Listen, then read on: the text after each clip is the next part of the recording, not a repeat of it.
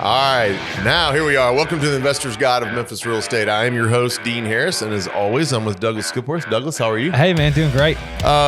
We're bringing you this podcast, guys, to give you the boots on the ground knowledge to be a successful real estate investor here in Memphis. Please like and subscribe to our YouTube channel, Facebook page, Spotify, wherever you catch our podcast. Please like and subscribe to that. Show sponsors are listed on your screen below. We could not be doing this podcast without those sponsors. They are vital to our success here, not only just at the podcast, but with our own personal businesses. So be sure and check those guys out. Zoom calls, if you guys are interested in those Zoom calls, shoot me an email, dean@CrestCore.com. And I also tell you guys, I help buyers and sellers every day. If you're investing in Memphis and you have anything to buy or sell, shoot me an email, dean@CrestCore.com. Okay, today's going to be a good show. I'm excited about this topic. Beginners. Are you a beginner? Are you a newbie? Have you started your real estate journey? A lot of times in this market, we are seeing more new investors versus seasoned investors coming in wanting to buy. We're still seeing those. I still get that. But I'm getting and receiving a lot of calls and inquiries from new investors. Same. Yeah, people reaching out. Brand new people wanting to do something. So it's like, are you that new investor? What are you doing? These are some things that I think you should be doing. And if you already are, congratulations. Maybe next week's podcast that we're going to do on seasoned investors might be for you. But today we're going to talk about newbies and what they're doing. One of my first notes that I had was research. Okay. And I remember when I first started to sell this product back in 2011. Yeah. And I would start to have conversations with investors. And because I didn't know the product as well, I would have an hour-long conversation about everything and anything, right? Let's just get on the phone and talk about it. Well, as I got busier, I started to focus more on research. And I used the analogy of a 12-story hotel building. And if you're in the basement on here, you know nothing, right? You just know you want to be in real estate. Yeah. If you can get up to that third and fourth floor of this analogy of knowledge and research, that's where I can pick up with you. Okay. If you're brand new and you literally know nothing and you just say, hey, I like the idea of real estate investment, it's not time to talk to me yet. Right. If you have read a book or two, or you've listened to a host of podcasts and you've narrowed down some things and you're on that fourth floor, now it's time for us to chat. So research was my first thing that I thought new investors or wannabe get into it type of investors should do. Yeah, I mean, I agree with you. I think being a successful real estate investor, requires specialized knowledge and a strong network. Yep. I think we're going to talk about that. And without those, it can be very overwhelming or, at worst, it could be a financial disaster. Yeah. So I think you're talking a little bit about getting that specialized knowledge and where do you start to do that? I completely agree with you that you got to be over the hurdle of why I'm doing real estate. So read Rich Dad, Poor Dad. Yes. Read The Millionaire Real Estate Investor by Gary Keller. Get on Bigger Pockets. Be in the forums. Yes. Read the blogs. Yes. Listen to the podcast. Listen to this show. Get a foundational knowledge of real estate and real estate investing and why assets and income producing assets are where you want to go. Yeah. Before you start diving in and putting your money and time and effort into it. I mean, you would do this with anything. So we're not, what we're telling you here is not something that's atypical of other stuff. Yeah, you do your research and know what you're getting into. I don't mean know your product and know every single thing initially, right? Just educate yourself on what real estate investing is really all about. Yeah. Where, different types of products and strategies and finding out what's successful in some areas. Because look, whatever's successful here in Memphis might not be successful in another city. Right. From a real estate investor standpoint, you can't burr the same way here you can other places. Yeah. You can't buy multifamily here the same way you can other places. So to me, it's doing a lot of research. The second thing I came up with was deciding on a product.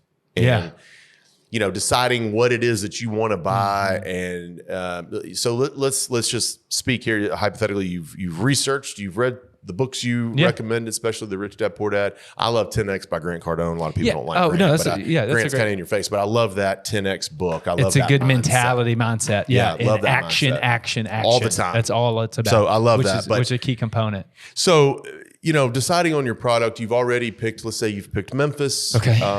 You have a base that you talked about, your foundation. You're on that 4th floor already that you spoke about. Now we need to decide on a product, figuring out that rental range, the price range, maybe the area of town that you want to be here in Memphis, to me would be one of the second things that you start to do after you've educated yourself, you've done some research. Now let's start to talk about a product. Yeah. I mean, right on. And I think back to, like you said, you're building up that foundation. So you've laid the foundation again of, hey, I am moving maybe from, kind of working for money to trying to make money work for me. Yes. So I'm going to do that through buy and hold real estate. All right, I've got that. And now I've narrowed it down here. And I'm using Millionaire Real Estate Investor. They've got a great set. It's a little foundational of it's the criteria, the terms, and the network. Yep. And so you're talking about the criteria really of like, okay, what location, what type of property, this is great. What are the amenities, what kind of construction type, so there's a big list, and you can pull it off the internet. Yeah. We can probably put it in the link in the show notes. Yeah. Of here are I think they got 7 categories of criteria to figure out like what is it you are looking for. Bedrooms, bathrooms, new construction. We've had all types of investors come in here who some want old houses, some want brand new houses, some build to rent houses, some newly built, lightly worn. But determining your criteria, if you don't know what you're aiming for, you'll hit it. When you start that research, the very beginning, continue with that mindset as you're picking your product. Yeah. Go through the product and figure out, hey, what works and doesn't work. Talk to other investors that do different things. I mean, what you feel like might work for you could very well be the polar opposite of what you're looking for after you do some research. You might think, hey, I want to own multifamily. That's fine. You might do some research and figure out something about that you don't like. Same thing with any other product in any other area of town. Yeah. I think going into research and figuring out what other investors are saying works and doesn't work is a very smart thing to do. Yeah, and as you said, something that might work for you might not work for somebody else. I know people who swear by 2-1s, 2 bedroom, 1 bath, because not many people can live in a 2-1. So there's not necessarily a lot of damage that could potentially be done in a 2-1. Now, some people, 3-2s minimum, because they want more rent, they want a bigger house, the market's bigger, more people can live there. So it's like... So you see what we're saying? That's what I'm saying. It's like, you got to figure out the criteria for you, what it is you want. Some want brick homes, some want a garage, some want a carport, some want detached, some want attached. And here in Memphis, it can vary. I'll tell you mine. I'll tell you one right now, a personal example. I only will take a 2-1 in Berkeley. As far as like, you gotcha. If a 2-1, that's the only place you'll take it. I'm not buying 2-1s in Memphis. Now, there are other areas that 2-1s work, right?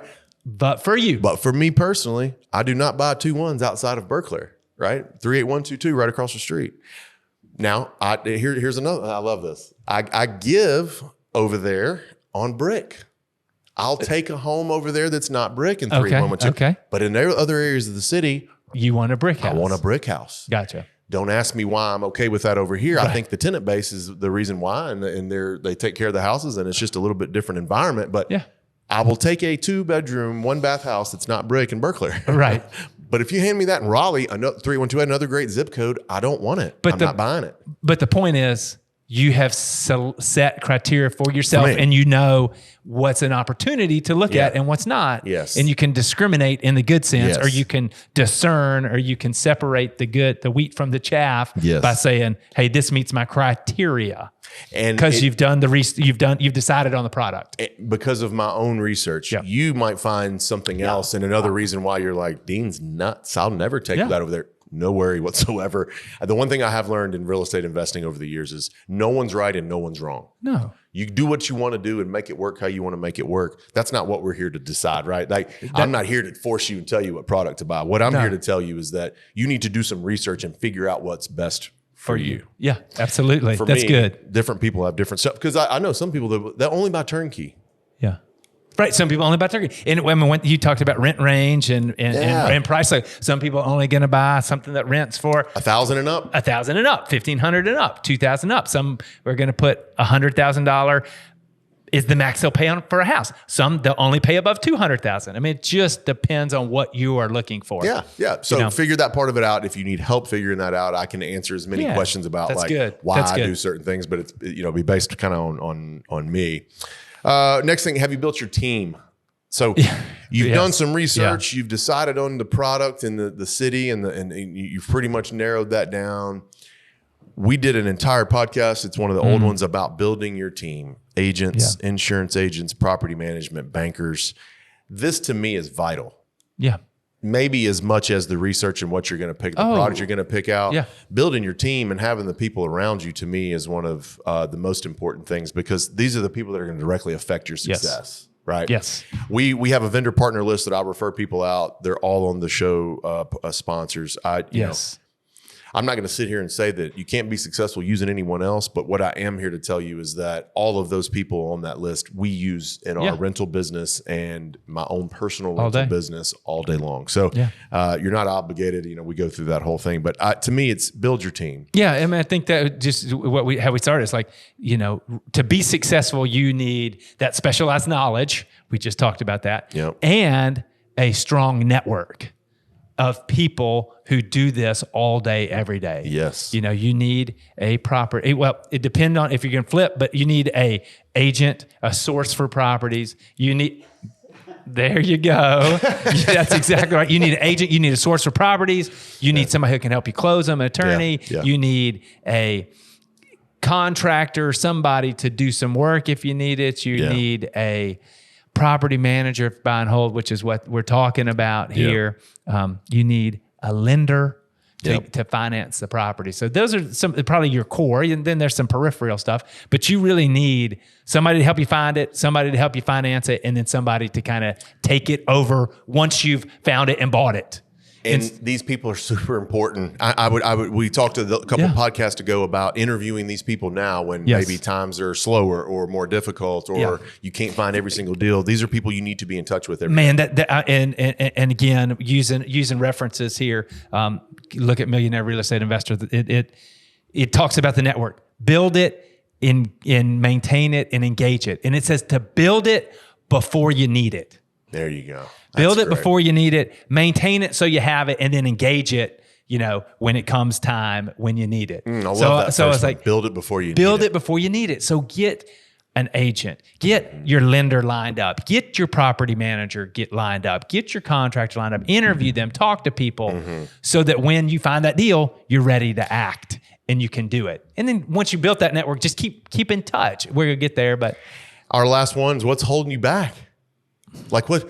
After all that, and after we're hearing all that, what is holding you back? I'd love to hear. I don't ever ask for a call of action. Come on. But I'd love to hear. Send me an email and tell me what's holding you back from starting in real estate investing. Is it the rate? That's going to be a common response. But if you're a new real estate investor, that rate hadn't affected you. You don't know anything about a low rate, a high rate, or whatever. You're trying to make deals work. So my call to action on this podcast that we rarely do, send me an email. What's holding you back?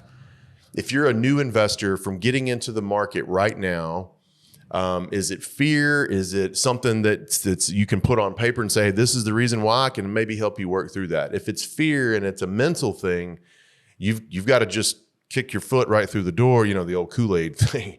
You got to kick your foot right. That's fine. Hey, you got to go. I mean, the only way that you can overcome that fear is to go, is to start, make some offers, start to look at the marketing, just actually stick your toes in there and get involved with it. But that's the biggest challenge and question to me is what's holding you back. Yeah, that's great. If it's, to your point, if it's mindset type related, those resources, especially the bigger pockets where you can listen to podcasts, listen to these podcasts, you can build some of that specialized knowledge. You can get some confidence.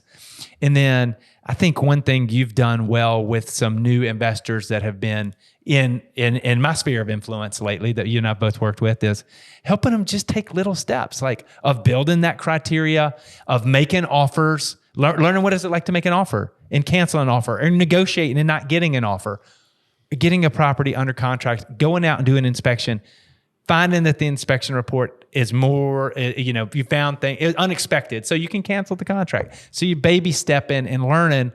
Now you get comfortable, so you're ready to take the next step and the next step and the next step. So there should be nothing holding you back. We're working with a young man right now, who's well underage, that is making offers and starting his real estate journey.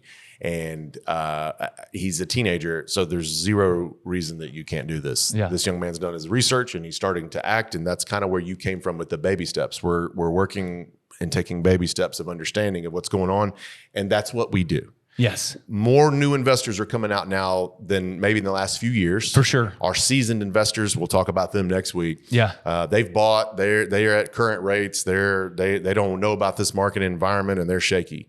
New investors are coming here, and you're making deals work right now with the hand that you've been dealt right now. And I am too. Yeah. So I'm not sitting on the sidelines. I bought more houses this year, for the record, than I've ever bought in 1 year. Congrats. By a lot. So I'm encouraging you guys to do the same.